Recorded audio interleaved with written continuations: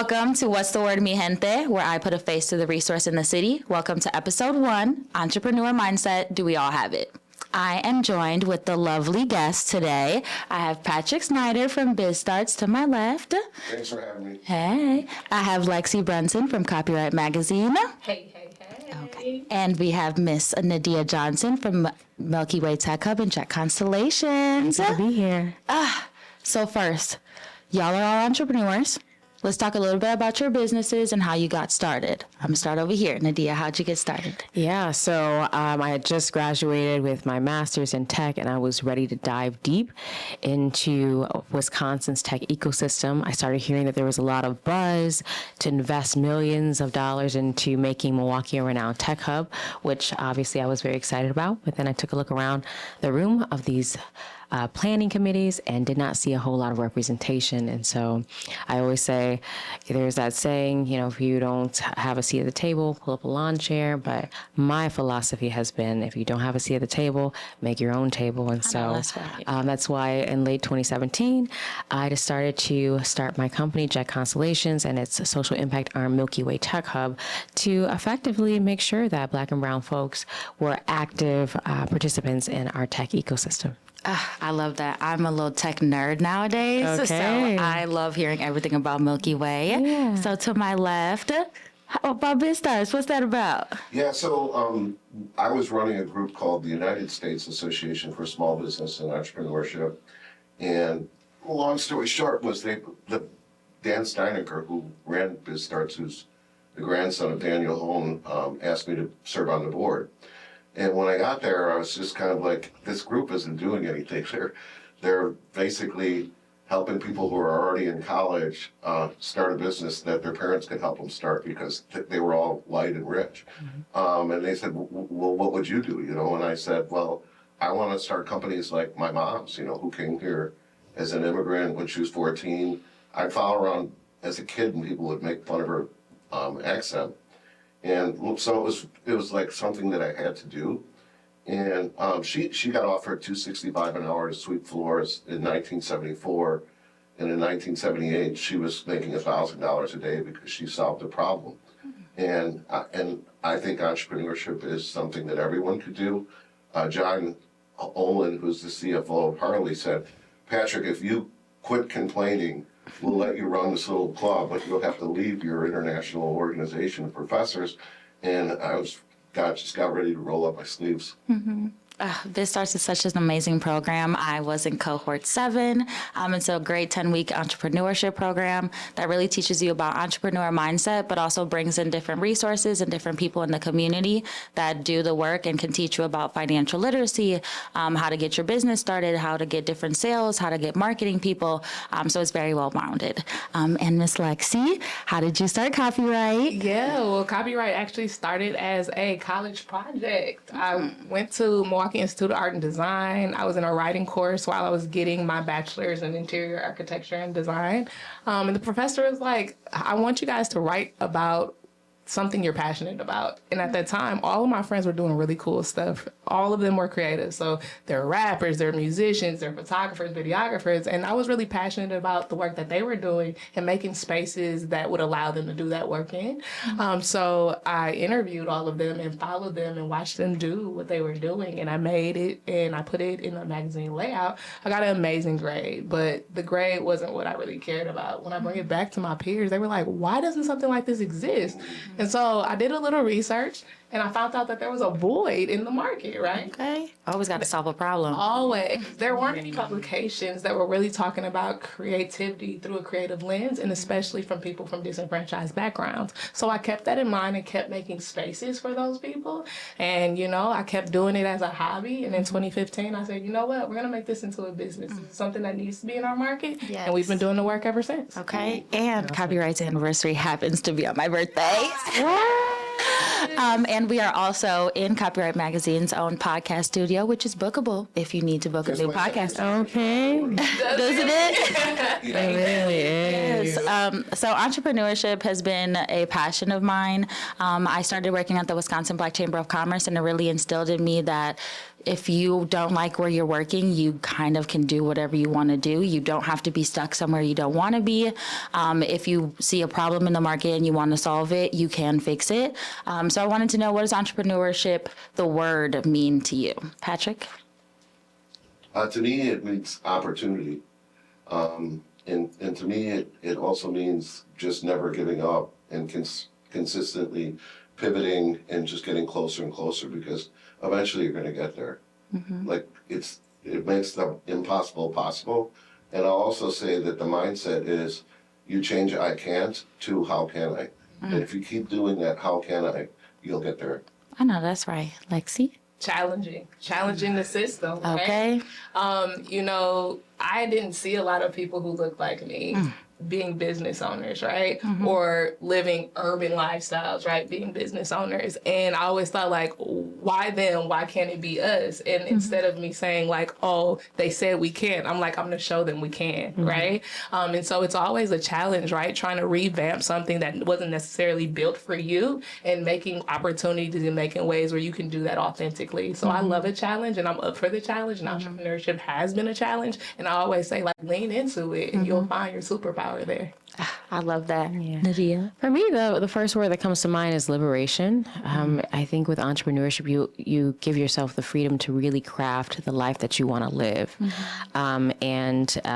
know, to echo what was said, right, that can be challenging.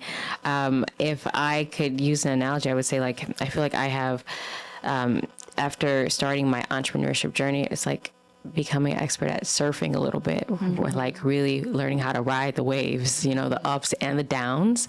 You know, I think the beauty of that, though, is building community that can support you through the ups and the downs, so that you can create that life that you want to live for yourself and for community. Okay. Yes. And Yes. for the generational wealth that we need. Yes. Sometimes, like, I feel like we're so used to someone else determining how much money you make, how much will be in your retirement plan, how much free time you have, how much time you can spend with your family. But I feel like entrepreneurship, if you plan it out correctly and if you do it correctly, kind of gives you that freedom to do whatever you want with your life.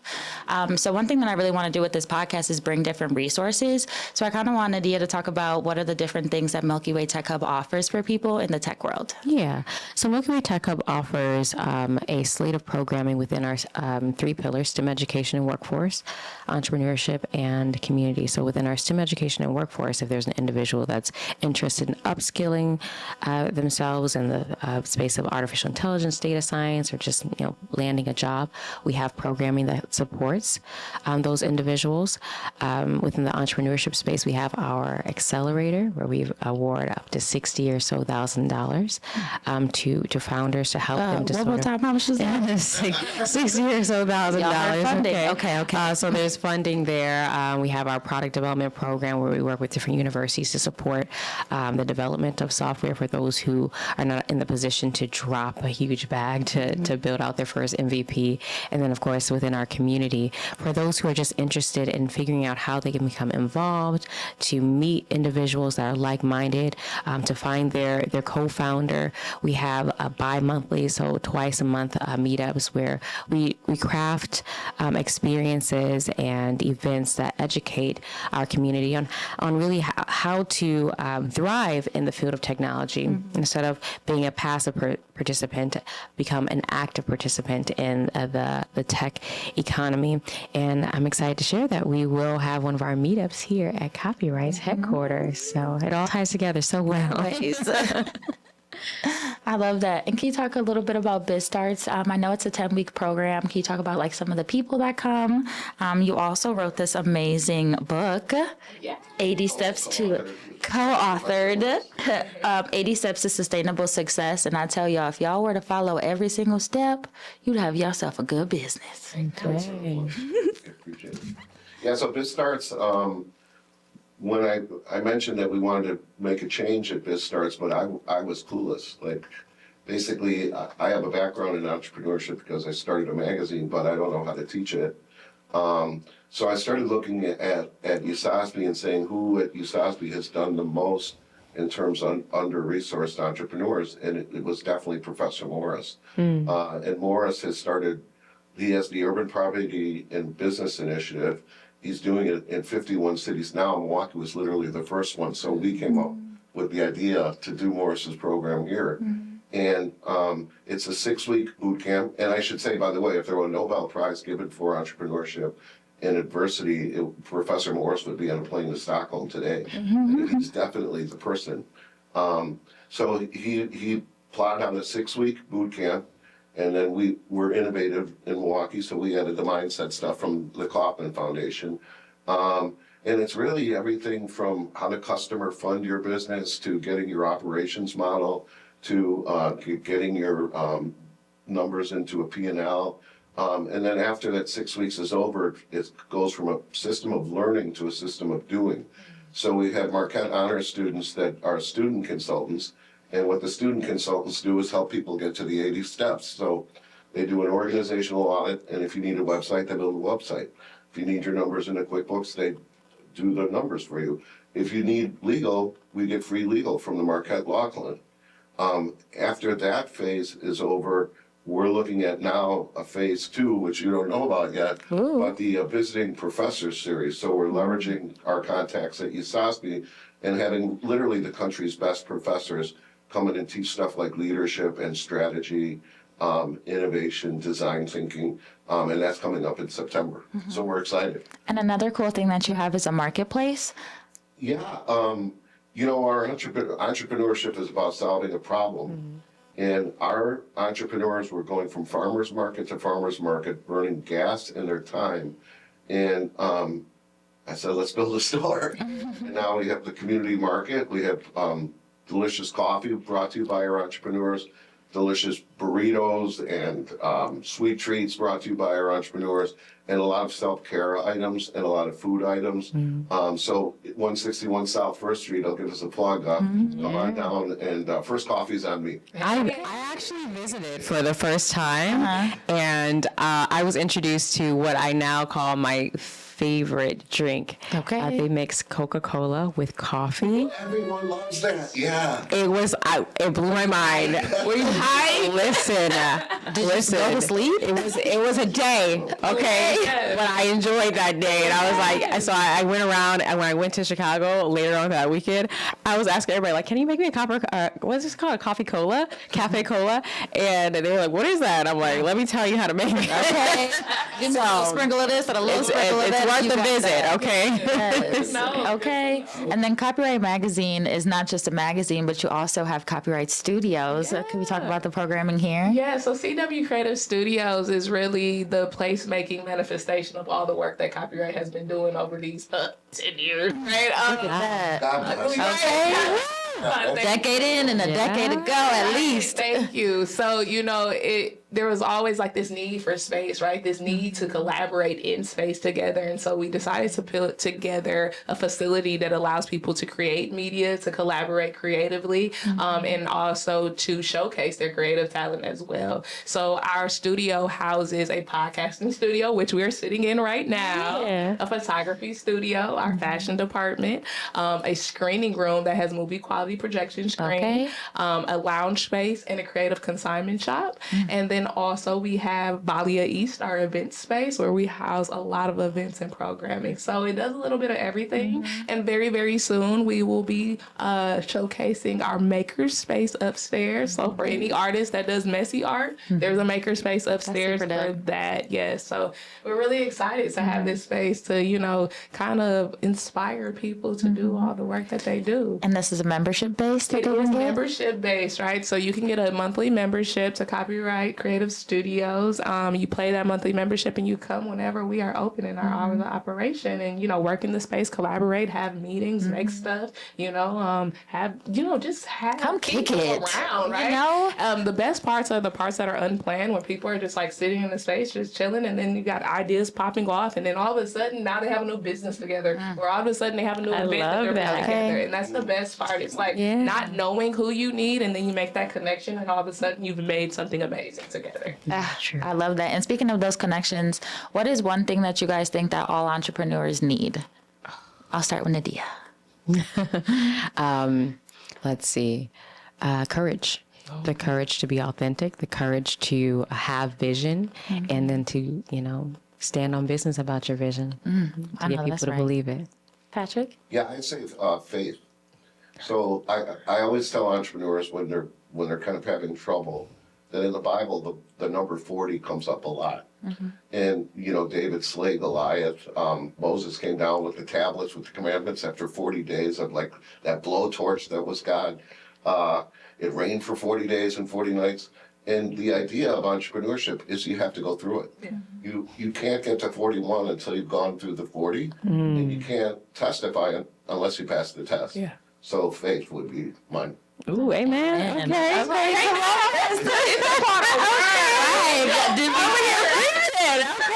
I know that's right. And Lexi? Trust.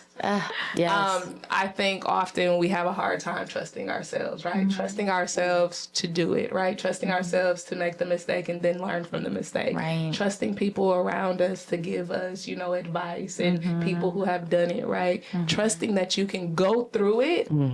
And do it again, and do it again, and do it again, right? So the part of the challenge is the not having the trust, right? So you have to trust yourself. And then when you trust yourself, you find trust in doing so many other things, and you find the ability to trust others.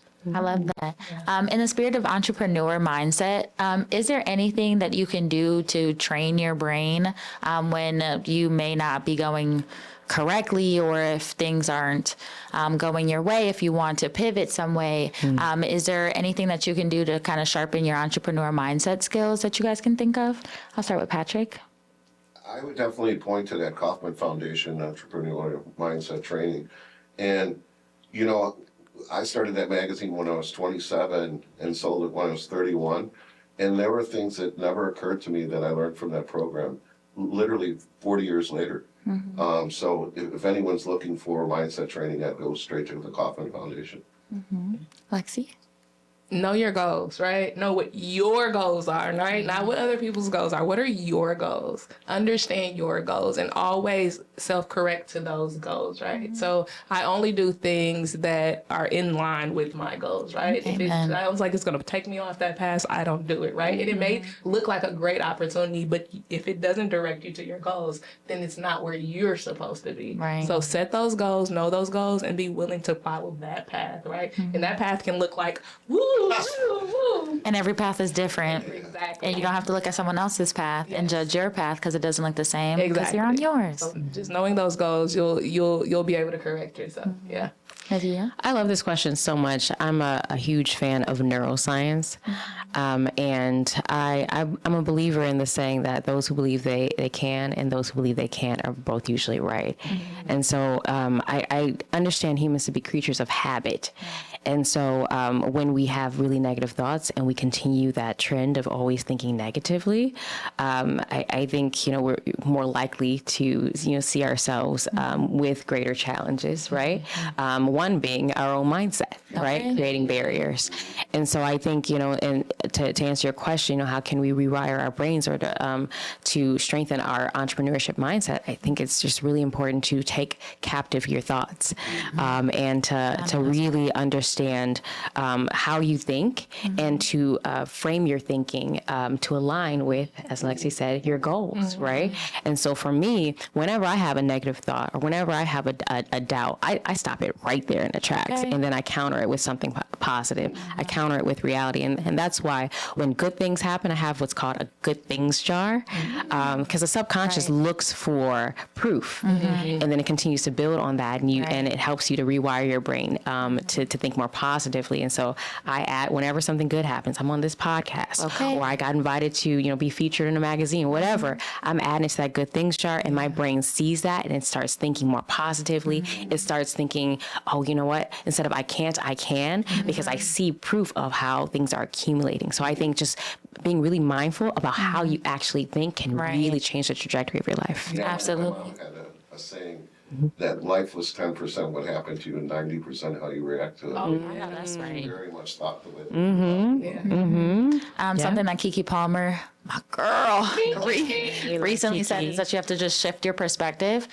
So something that she was mentioning is it's not that they don't have me in their movie, or their movie isn't as great as it could be because I'm not in it anymore. Not thinking, oh, I can't do this anymore. It's like, oh, how can I shift my perspective into thinking that I can? Another thing that I do is I surround myself with like-minded people. And I also like surrounding myself with people that are smarter than me. I am a nerd through and through. But I really don't like being the smartest person in the room because sometimes it like plays with my ego. But then I also like to learn different things. And so I love going to networking events. I love being in different spaces where things I don't know about, people I'd never met. I used to only go to events where I would only know the people. And so I'm really trying to expand my network and just trying to be out there. I can't be a better person if I'm in my house, if I'm not sharing my thoughts, if I'm not listening to other people's thoughts to see how that can adjust my creativeness. And so the last thing I wanted to do was just ask, what piece of advice do you have for entrepreneurs who are just getting started in this game? Lexi? Dream big. Don't put yourself in a box when you start, right? Because what you can achieve when you dream big, like, is amazing, right? So if you box yourself in, you're going to stay within that box. So dream big, really, and then go for that. I know that's right. I always say I can't fit in your box because I'm a star. I don't even know what a box looks like. Like honestly, just based on my background alone, I'm full Afro-Latina. By just looking at me, you think I'm a normal black girl, but Spanish is my first language. My mom is from Honduras and my dad is from Cuba. I grew up with a white dad. My sister is paler than me. And so everyone always wanted to fit me in some kind of box for them, but I was never meant to fit because, as I mentioned, I'm a star. Yes. Any advice you have, Patrick? Yeah, I would just say that you've got to pick something that you're super passionate about. And if it's about the money, you're never going to make it. You have to be in a situation where you know that what you're doing is going to improve the lives of others, and it will drive you to keep doing more and more and learning more and more. So figure out what your problem is and figure out a start of how to solve it, and then continue to educate yourself on how to make the problem just completely go away. Like with Bis Starts, I want to cure cancer. Like I literally don't want anybody to be poor anymore because it's just a horrible thing. Absolutely. It is. Yes. It is. So y'all better sign up for Bis Starts and let this mission and goal happen. Yes, Yeah. I appreciate that passion. For me, I would say consistently ask yourself, whose imagination are you living in? And don't allow people to project their limitations on you. For the longest time when I started my entrepreneurship journey, folks would always say, you need to do X, Y, Z, or you can't do all the things. And come to find out, Yes, you can. could and did. Right. And so I think it's just very important, again, to just make sure that, as Lexi said, you think big, but don't allow other people to set your path for you. Lovely. And I want everyone to know how they can reach you all. So how can people reach Copyright? You can definitely hit us up at Copyright Mag on all socials. So that's COPYWRITEMAG, and also copyrightmag.com. We love to hear from community and see how we can support your creative endeavors. So please hit us up. Okay. Buy a magazine. I know. Okay. Stop by the studio. Yes. Get you a magazine. Do you want to be in the magazine? Do you want to add in the magazine? You might as well holla at Copyright. Yeah. How could they get into Bis Starts? You can stop by the community market at 161 South First Street, or see us at BizStarts.com, and we're also on Twitter and X and everywhere else. And another tidbit, as you guys know, this podcast name is What's the Word Mi Gente? So this is also for our Latino community. And Bis Starts does offer this program in Spanish as well. Love that. Okay. Wow. Yes. And how can people learn of Milky Way? Milky Way TechHub.com. And if you want to reach me directly, 414-855-5552. Okay, I know that's right. It's Phone a number. You got a phone number. Yes. Well, thank you guys so much for spending time with me today and providing your resources. I hope that many people come, and I'll see y'all at episode 2. Yay!